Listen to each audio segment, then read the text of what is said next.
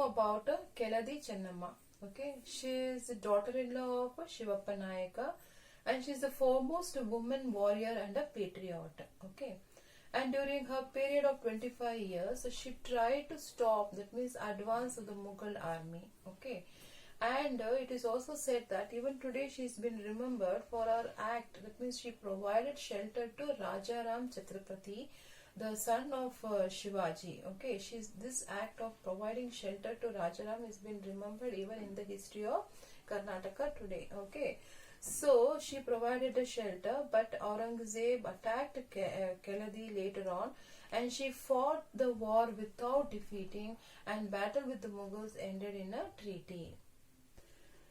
She also dealt with the Portuguese, who tried to dominate the Indian coast for 150 years. And she saw even the Britishers, the Dutch were trying to conquer her neighborhood. And even the Sultan of Bijapur, the Mughals and the Marathas were also trying to conquer her territory. But she dealt all of them, and she fought with them, and she was able to maintain her kingdom. Okay, and it is said that she had a very prosperous kingdom. It's because she had maintained the foreign trade. Okay, and it is also been said that the Portuguese used to call her as a pepper queen. Okay, and the kingdom survived, that is till 1763, when it was finally fell into the hand of the Hyder Ali of Mysore. Contribution to art and architecture. Okay, these Keladi rulers built some of the finest temples in Ikkeri and Keladi, using the combination of Kadambas, Hoysalas, Vijayanagara and Dravidian styles.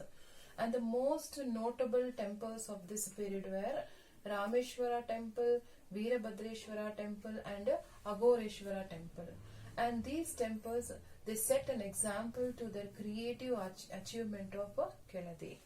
Now coming to know about their trade and commerce, it has been said that the rulers of this kingdom had encouraged trade and industry, and they looked after the economic welfare of the people. And they also entered a trade agreement for carrying on the business with the most of the Western Sea rulers. Okay, and this is a special feature of the Keladi rulers. Okay, but due to continuous war with the Mysore and the internal conflict within the Keladi, the kingdom declined later on. Now we'll start about the Nayakas of Chitradurga. Nayakas of Chitradurga have a prominent place in the history of Karnataka, and they ruled from 16th to 18th century. And within this period, okay, the Chitradurga was a province under the Vijayanagara kingdom, and it was also tributary of Mysore, tributary of Marathas, tributary of Mughals.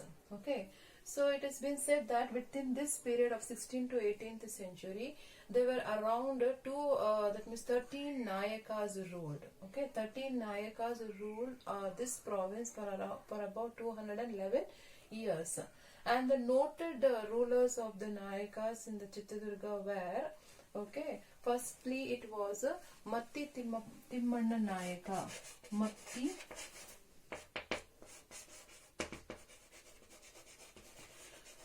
Timmanna Nayaka was the first. Okay, Matti Timmanna Nayaka was the first king of the Nayakas of Chitradurga. Later on, Kasturi Rangappa Nayaka, Kasturi Chikkanna Nayaka and Bharamma Nayaka and Hiriya Madakari Nayaka are some of the famous rulers of this kingdom. Now we'll know about Rajaveera Madakari Nayaka. Rajaveera Madakari Nayaka, who ruled from 1775 to 1779. Okay, he is the most powerful and the popular among the Nayakas of Chitradurga. So he ascended the throne when he was just 12 years, and he helped the Hyder Ali several times during the war. But Hyder Ali, who became jealous of the valor of Madakari Nayaka, and in order to suppress him, he tried to capture his 7 fort, that means 7 ringed fort, that is Chitradurga. But It was an impossible task to occupy such an invincible fort. But somehow the soldiers of this Hyder Ali had tried to enter the fort after knowing the secret entrance. It was during this time of Hyder Ali's attack on the fort of Chitradurga leads to the heroic of Onake Obawa. The guard who had gone home to have his lunch, during his meal he needed some water to drink.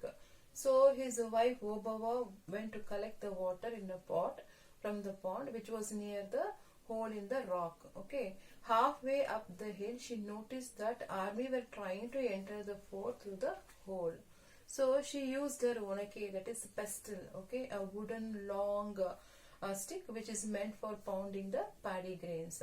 So she used that pestle to kill the soldiers one by one, and by hitting them on the head and then quietly moving the head without any suspicions to the rest of the troops. Okay, then afterwards the watchman who had finished his food returned from the lunch, and he will be shocked to see that Obawa is standing with the blood-stained onake. Okay, and several of them had been dead other side. Okay, and later on the same day it has been said that she was being killed by the enemy. Though her brave attempt have saved the fort this time, but Madakari Nayaka could not resist the attack of the Hyder Ali. Okay, and it was during 1779 the fort of Chitradurga was lost to Hyder Ali. Thus, the dynasty rule of the chieftains of Chitradurga province ended with the rule of the Madakari Nayaka. Chitradurga is an attractive hill fort. It consists of several encircled forts, and there are many temples also found here.